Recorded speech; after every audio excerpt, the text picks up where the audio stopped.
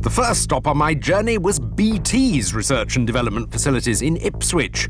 It was their recent work in motion sensing technology that I was interested in. Now, we're used to seeing motion sensors and accelerometers in all sorts of things these days, everything from the Nintendo Wii's Wiimotes to your mobile phone, where they're used to tell which way up it is. Now, BT are trying to use the same technology to simplify the process of operating a laptop. This is a prototype of BT Balance, a USB device that's packed with motion and balance sensors. It allows you to control any tablet, PC or laptop by simply moving it around. I can go through the menu by tilting it from side to side like that until I get to the one I want, and then when I've got the application, I enter it by tilting the laptop forward. This one's a book, actually a very interesting copy of the BT annual report, and I can flip through the document by tilting the laptop about its central axis. And when I'm done with that, I can shake it like an Etch-a-Sketch to get back to the main menu. Currently, Balance only supports a handful of custom-made applications, but it looks to me like one day using your laptop could be literally as easy as flicking through a book. Touchscreens are another interface we're seeing more and more of, but at Visual Planet in Cambridge, I came across a brand new touchscreen technology, unlike anything I'd ever seen before.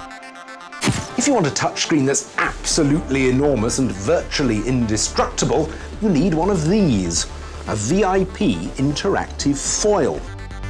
Now, it might look like a sheet of plastic, but the VIP interactive foil has the power to turn any, and I mean any, non-metallic surface into a fully functional touchscreen.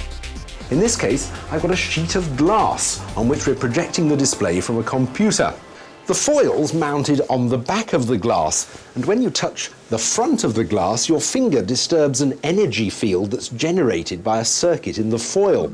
It's called projected capacitance technology, and the field's produced by tiny wires threaded through the plastic.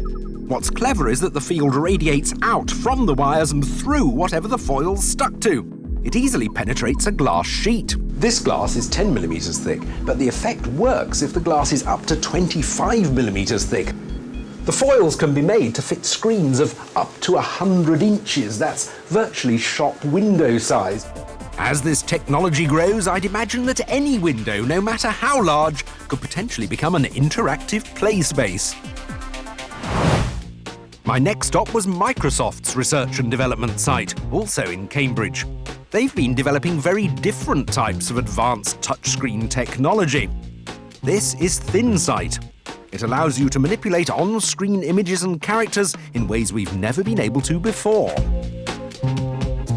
Microsoft's ThinSight uses optical technology to create a more sophisticated form of touchscreen interface. It recognises multiple fingers, what they call multi-touch.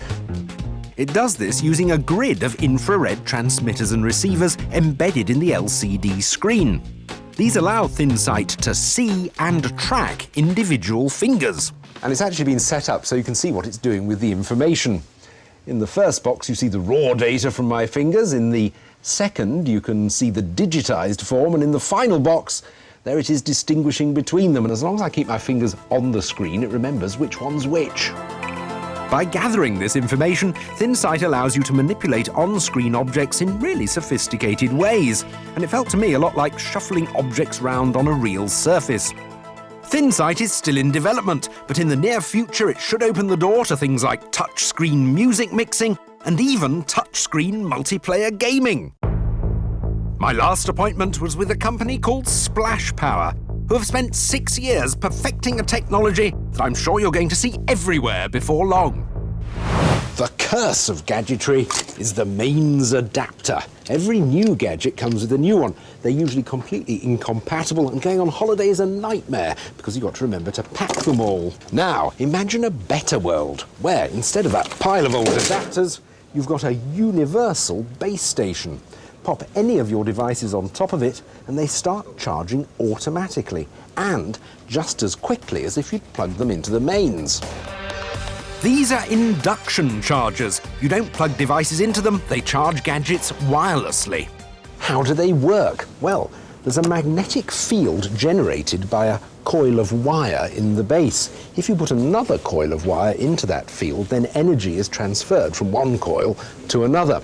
Now, obviously your phone doesn't have a coil of wire in it right now, but if you fit one on in the form of an adapter, then the charging takes place. Some electric toothbrushes already come supplied with primitive, very low-power induction chargers, but these are the first designed for higher drain devices, such as mobile phones and MP3 players. Now, in the future, the company hopes that phones will be made with tiny little coils of wire built in them so they're ready to be charged. And they hope that as well as having a base station in your home, you'll find them in your car and in public places like hotels and restaurants. When that happens, that whole great big pile of adapters really will be a thing of the past.